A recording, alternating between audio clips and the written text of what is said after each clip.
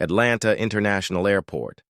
The jet bridge hums with the sound of rolling suitcases, chattering passengers, and the faint beeping of boarding scanners. A tall black man in a perfectly pressed pilot's uniform strides forward with quiet confidence. His name tag reads, Captain Marcus Caldwell. As he approaches the aircraft door, a young flight attendant, Rebecca, steps in front of him. Her arms fold tightly across her chest, her expression sharp. "Sir, this area is for crew only," she says curtly. Marcus offers a calm smile, tapping the badge clipped neatly to his chest. "I am crew. I'm your captain for this flight." But Rebecca's eyes narrow, scanning him from head to toe. "That's not possible," she snaps. "You need to step back before I call security." Passengers nearby pause mid-step. A businessman whispers, "Wait, he's the pilot?" A mother clutching her toddler looks uneasy. Marcus tries again, his voice steady but firm. "Ma'am, I'm here to do my job. Please let me through." And then, shockingly, Rebecca places a hand on his chest and shoves him backward, her voice cutting across the cabin. "Not today. You're not fooling anyone." Gasps ripple through the boarding area. Some passengers exchange horrified looks, others mutter under their breath. Marcus steadies himself, his jaw tightening. What Rebecca doesn't realize, what no one on that jet bridge knows, is that Marcus Caldwell isn't just another pilot in uniform. He's the owner of the entire airline. And the woman who just humiliated him? She's about to face the biggest shock and the biggest lesson of her life. Marcus Caldwell wasn't born into privilege. He grew up in Birmingham, Alabama, in a modest neighborhood where broken streetlights outnumbered working ones and where opportunity seemed like something that only existed on TV. His mother, Denise, worked double shifts as a nurse's aide. His father, Leonard, was a car mechanic who always had grease under his fingernails, even on Sundays at church. Money was tight, but Marcus had something that couldn't be measured in dollars. A dream. While other kids shot hoops or argued over who was the best rapper, Marcus would lie on the grass outside his small house, gazing up at airplanes carving trails across the sky. "One day I'll be up there," he whispered to himself. It wasn't an easy dream to chase. At school, he was one of only a handful of black students in the advanced math and science classes. Teachers sometimes underestimated him, while classmates mocked him for acting too smart. But Marcus pushed forward. Every grade mattered. Every exam was a step closer to the clouds. His father often reminded him, "Son, this world isn't fair. People will doubt you just for the color of your skin. But you don't let them decide your altitude. You decide." Those words stuck. By the time he finished high school, Marcus had grades strong enough for scholarships, but not enough money to cover everything. So he juggled 2 jobs, waiting tables at a diner by night and stocking shelves at a grocery store by dawn, just to save for flight school applications. When he finally stepped into flight school, he thought his hardest battles were behind him. He was wrong. The first day, as Marcus walked into the classroom in his crisp, second-hand blazer, one instructor muttered, "Well, this should be interesting." Some classmates treated him like he didn't belong. Whispered comments floated in the air. "Would you trust him flying your plane?" "Bet he got in here to fill a quota." Marcus swallowed the pain, determined never to give anyone the satisfaction of seeing him break. He studied harder than anyone else, staying up late with aviation manuals, memorizing every emergency procedure, every system check. His skill soon became undeniable. By graduation, he wasn't just passing. He was at the top of his class. But even with his license in hand, the industry wasn't welcoming. Airlines rejected him without explanation. Interviews turned cold as soon as he walked into the room. But Marcus didn't quit. Eventually, a small regional airline gave him a chance. From the very first flight he captained, passengers noticed something special. He had a calm authority, a way of speaking over the intercom that reassured even the most nervous flyers. "Ladies and gentlemen, this is your captain speaking," his voice deep and steady. "You're in safe hands today." Still, prejudice lingered. Some passengers raised their eyebrows when they saw a black man in the cockpit. Others complained quietly to attendants. But Marcus didn't fight back with anger. He fought back with excellence. Every safe landing, every smooth flight, every smile to a nervous passenger was proof. He belonged here. Years passed, and Marcus built not just a reputation, but a vision.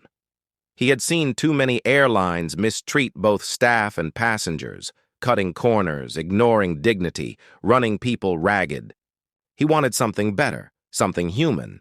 So Marcus did the unthinkable. He saved every dollar, networked with investors, and pitched an idea, an airline that put respect first.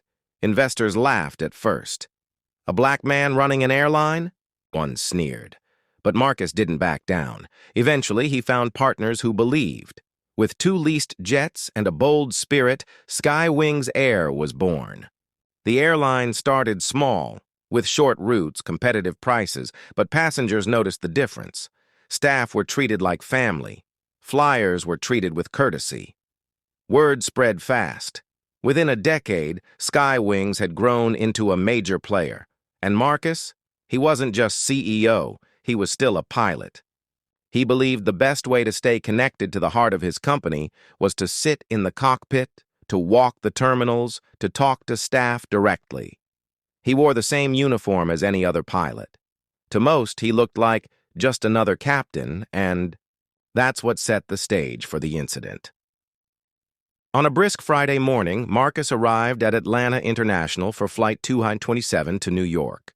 He adjusted his uniform, polished his shoes, and carried his flight bag through security. It was a normal day, for now. At the gate, passengers lined up, boarding one by one. Inside the aircraft, a young flight attendant named Rebecca was stationed at the door. She was eager to prove herself, always a little anxious about maintaining authority. When Marcus approached, Rebecca barely glanced at his ID badge before stopping him. Something in her expression said it all. Doubt, suspicion, maybe even bias. She didn't see the airline's founder. She didn't see the captain of the flight. She only saw someone she didn't think belonged. And in that one moment of arrogance, she made the mistake that would send shockwaves across the entire industry. Rebecca's hand was still pressed against Marcus's chest when the first murmurs began to ripple through the boarding line. "Did she just push him?" a middle-aged man whispered to his wife. "I thought he said he was the captain." Another muttered, confusion spreading like wildfire. Marcus, calm but firm, gently stepped back. His voice was measured, the kind of tone he had used thousands of times in the cockpit when passengers needed reassurance. "Ma'am," he said, "I'm Captain Caldwell. This is my flight. Please let me through." But Rebecca crossed her arms, tighter. Her voice carried that sharp edge of someone trying too hard to look in control. "Sir, enough. Don't make this difficult. I know all my crew, and you are not one of them." Her words hit like a slap. Some passengers gasped outright. Others pulled out their phones, sensing drama. A teenager in the back whispered, "Man, this is going viral." Marcus's jaw tightened. He wasn't a man who liked making scenes, but he also wasn't about to let himself be humiliated. He reached calmly into his pocket and pulled out his airline-issued ID card. He held it up, steady. "Read it carefully," he said. Rebecca glanced at it, but only for a second. She waved her hand dismissively. "Anyone can fake an ID. I'm not risking passenger safety." That line hung in the air. Passenger safety. The implication that this black man, in a full pilot uniform, was somehow a threat. The passengers bristled. A woman holding a baby shook her head in disbelief. "He's clearly legit," she muttered. Marcus inhaled slowly, fighting to keep his composure. "If you call the gate agent, they'll confirm who I am. Or better yet, ask your first officer. He's already seated in the cockpit waiting for me." Rebecca froze for a moment, her confidence flickering. But pride is a dangerous thing. She straightened her back, forcing a smirk. "No, you're not stepping on this plane." And with that, she turned to the gate desk. "Security to gate 47, please." The crowd erupted. "You're kidding me," shouted one man in a business suit. "Let him do his job," another passenger yelled. "This is disgusting," said a young woman, holding her phone high to record every second. Marcus stood silently, his ID still in his hand, his face composed. Inside, though, a storm brewed. Not for himself. He had endured years of prejudice. But for what this moment represented. A flight attendant so blinded by her own assumptions that she'd rather humiliate a captain than admit she might be wrong. Within minutes, 2 airport security officers arrived. The tension was electric. Phones were raised everywhere now, passengers whispering, recording, narrating. "Sir," one officer said cautiously, "we received a call." But before he could finish, a voice boomed over the intercom from inside. "The cockpit. This is First Officer Daniels. That man is my captain. Let him through immediately." A stunned silence filled the gate. Rebecca's face drained of color. The officer blinked, confused, then looked at Marcus. "You're the captain?" Marcus nodded once. "Yes, and if we don't get moving, this flight will be delayed for every passenger here."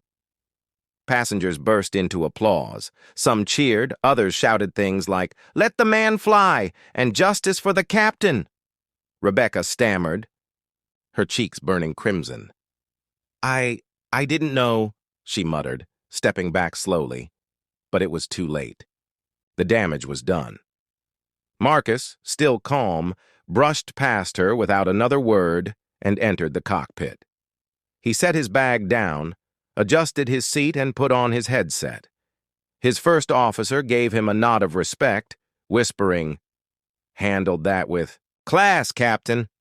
But the story wasn't over. As the plane taxied down the runway, murmurs still filled the cabin. Passengers couldn't stop talking about what had happened. Some were outraged, others emotional. A young boy leaned over to his mother and whispered, "Mom, he's like a superhero." Rebecca, meanwhile, sat pale in her jump seat, her hands trembling. She replayed the moment in her head over and over, the shove, the words, the way the entire cabin had turned against her. She had tried to assert control, but in doing so, she had exposed something darker, her own bias. Marcus, through it all, kept his focus. He guided the jet into the sky, smooth and steady, his voice over the intercom calm as ever. "Ladies and gentlemen, this is your captain speaking. We are on our way to New York, and I assure you, you are in safe hands." But behind that calm voice, a decision was forming. Marcus Caldwell wasn't just a pilot. He was the man who owned this airline. And Rebecca was about to learn that actions, especially ones rooted in prejudice, have consequences far bigger than she ever imagined. By the time the plane touched down in New York, the videos had already gone viral. Social media was exploding. Flight attendant pushes black pilot off his own plane. Passengers defend captain after shocking scene. You won't believe who really owned the airline. The story was no longer confined to Gate 47. It was spreading across the country, and for Rebecca, the landing was just the beginning of her descent. The moment Flight 227 landed in New York, Marcus guided the plane to the gate with his usual calm precision. Passengers erupted into applause, not for the landing, but for the man at the controls. Some stood up clapping, while others shouted, "Thank you, Captain." For the passengers, this flight had become more than a trip. It had become a statement. Rebecca sat frozen in her jump seat, eyes fixed on the floor, shame burning her cheeks. Every cheer felt like a dagger.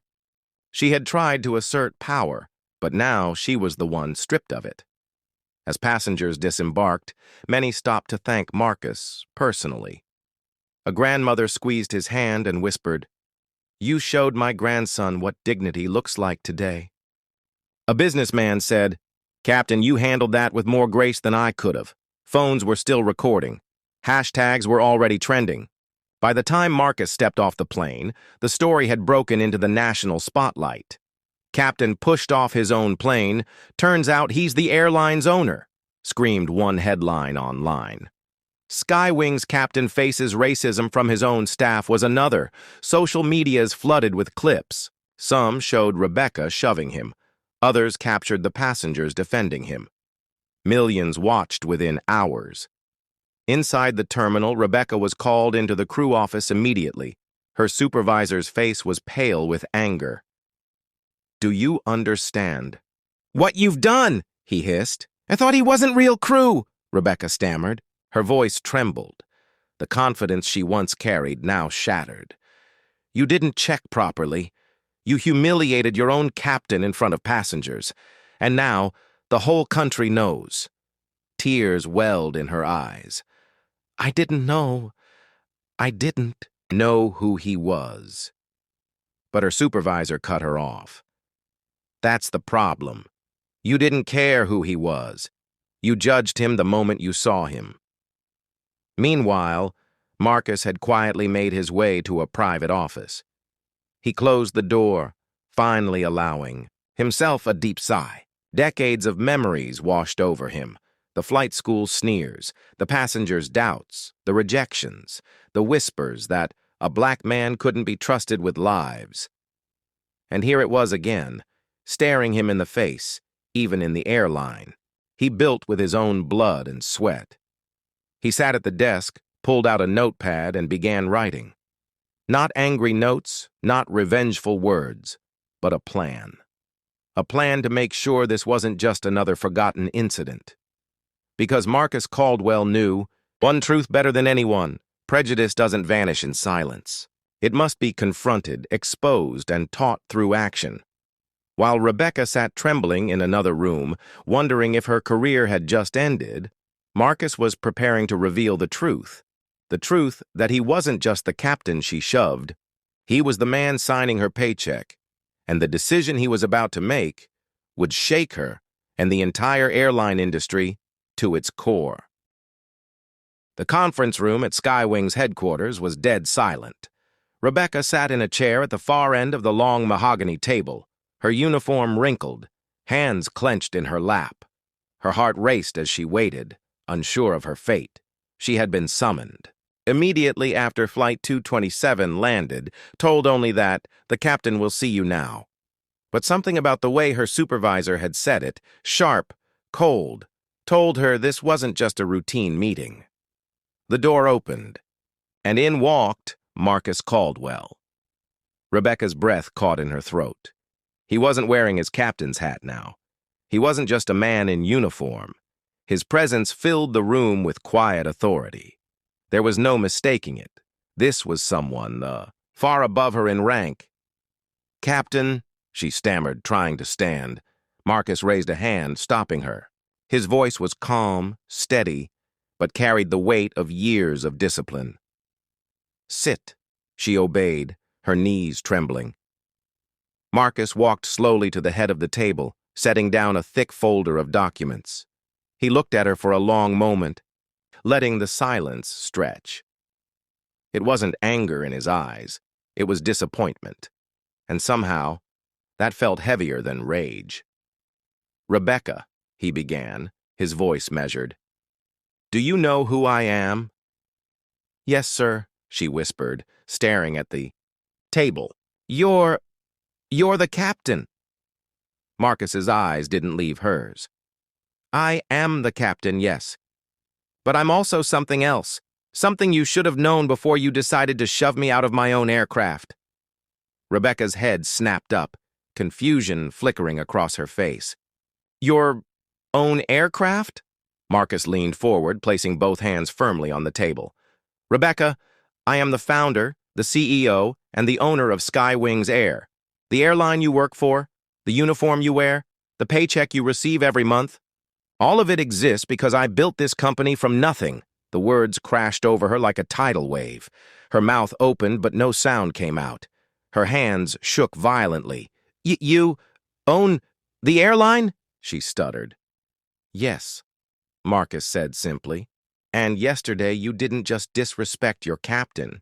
You disrespected the man who gave you this job. The silence that followed was suffocating. Rebecca's face went pale. Her mind replayed every second of the boarding gate.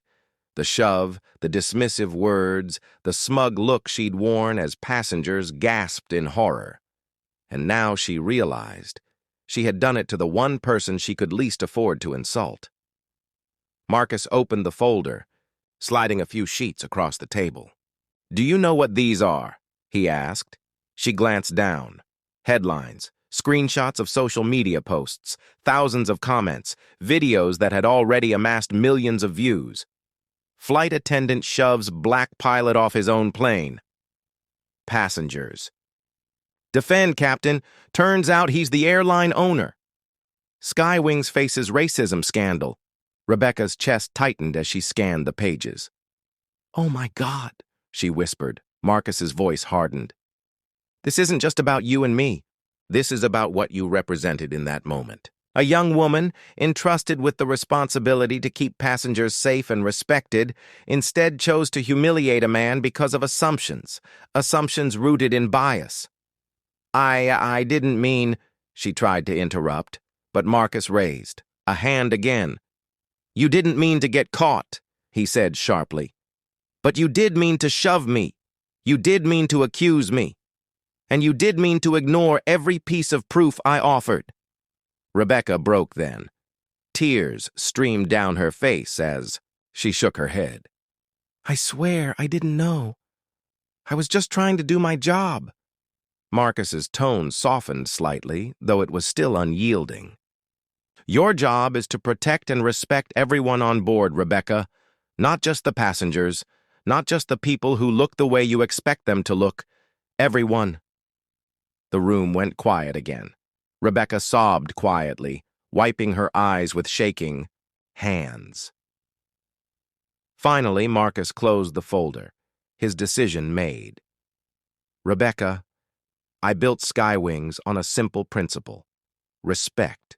For passengers, for staff, for every single soul that steps on one of our planes.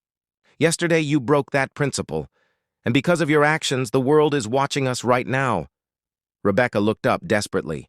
"Please, please don't fire me," she whispered. Marcus studied her, his eyes unreadable. "I haven't decided your fate yet, but know this. Whether you remain at this airline or not, your life has already changed.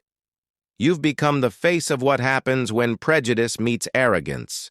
Millions have seen your mistake. The only question now is whether you'll learn from it, or let it define you forever." He stood, gathering the papers. Rebecca stayed seated, trembling as he walked to the door. Before leaving, Marcus turned back one last time. "You didn't just shove a pilot, Rebecca. You shoved an owner. You shoved a man who fought his whole life to earn respect in an industry that told him he didn't belong. And yesterday, you proved the fight isn't over." And with that, Marcus walked out, leaving her drowning in silence. The terminal was buzzing with whispers. Word had already spread. "The pilot owns the airline." Passengers had their phones out, videos already flooding social media, hashtags, trending before Marcus even reached his private office. Rebecca sat trembling in the HR conference room, her flight attendant wings pinned nervously to her uniform. Gone was the confident smirk she had worn hours earlier. Her hands twisted anxiously in her lap as she replayed the moment in her mind, shoving a man she thought she had authority over. A man who turned out to be her boss's boss's boss. The door opened. Marcus entered, not as the humiliated pilot from earlier, but as the CEO, his aura of authority undeniable. He didn't slam the door, didn't raise his voice. He simply sat across from her, his steady gaze piercing through the silence. "Do you know what leadership means, Rebecca?" His voice was calm, but layered with weight. Her lips quivered. I was just doing my job. I didn't think—" "That's the problem," Marcus interrupted, leaning forward slightly. "You didn't think. You judged. Based on what? My skin color? My appearance? The fact that I didn't fit your picture of who a captain should be? Tears welled in her eyes, but Marcus pressed on. Not with cruelty, but with truth. Every day, people who look like me face this. Not just in uniform, in boardrooms, in schools, in neighborhoods. We are questioned, doubted, pushed aside, sometimes with words, sometimes with force. You thought you were protecting your airline, but you weren't protecting anything. You were exposing yourself. The silence that followed was deafening. Rebecca whispered, I didn't mean to. Marcus shook his head. Intent doesn't erase impact. If I were anyone else, just another black man in this airport, security would have dragged me out, maybe worse. Do you see the danger in that? Her tears finally broke, sliding down her cheeks. She nodded slowly, guilt pressing on her like an unbearable weight. Marcus leaned back, his tone softening. I'm not here to destroy you, Rebecca. I'm here to teach you. Because racism doesn't always come dressed as hate. Sometimes it comes as doubt, as disbelief, as the refusal to see someone for who they are. He stood, placing his pilot's cap on the table. You're suspended, effective immediately. Whether you ever return depends not on me, but on whether you're willing to unlearn what you've been carrying. Rebecca covered her face, sobbing quietly. Marcus walked out, the cameras waiting for him at the press conference. The world wanted a statement, and he gave one that would echo far beyond the airline industry. Prejudice has no place in the skies, it has no place in our workplaces, and it has no place in America. What happened today is not just about me, it's about every black professional who has been told, directly or indirectly, that they don't belong. Let me be clear, we belong. We always have. And we're not asking for permission anymore. We're demanding respect. The press erupted with questions, but Marcus had said enough. His words carried on every news station, every trending post, every coffee shop conversation. Passengers who had witnessed the incident came forward, applauding Marcus not just for his composure, but for turning humiliation into a lesson. Parents pointed to him as an example for their children. Proof that dignity and strength are the ultimate answers to injustice. Rebecca? She would spend months reflecting, attending training, and writing letters of apology, not because Marcus forced her to, but because the weight of her own actions became undeniable. And Marcus? He returned to the skies, not just as a captain or CEO, but as a symbol. Every time he walked onto a plane, passengers looked at him differently, not with doubt, but with respect, because respect, once earned through truth, cannot be taken away. This story is more than a dramatic confrontation. It's a mirror, reflecting how quickly people judge based on color, status, or assumption. Marcus's strength wasn't in owning an airline. It wasn't in punishing Rebecca. His real strength was in transforming pain into purpose, humiliation into healing, and prejudice into progress. And it leaves us with one pressing question. How many Marcus Caldwells have been pushed aside, doubted, or silenced, simply because someone refused to believe they belonged? If you believe justice and respect should always take flight, subscribe for more stories like this. And never forget, racism doesn't just live on the ground, it lives in the skies too. But so does hope. Now pause for a second. Imagine yourself in Marcus's shoes. You've trained for years, earned every stripe, worked harder than anyone else in the sky, only to be reduced to the color of your skin in a single humiliating moment. Would you have handled it with the same calm power he showed, or would you have erupted with anger? Marcus chose dignity, and that decision didn't just protect his career, it sent a message that shook an entire airline. But the bigger question is, how many other Rebeccas are out there making decisions every day backed by prejudice instead of respect? Racism doesn't just live in history books. It hides in uniforms, boardrooms, classrooms, and even airplanes. And the only way it dies is when ordinary people like you call it out. So tell me, if you believe Marcus did the right thing, drop A in the comments. And write the name of your city below so we know how far this story has traveled. Don't forget to subscribe, because Justice Tales is only getting louder.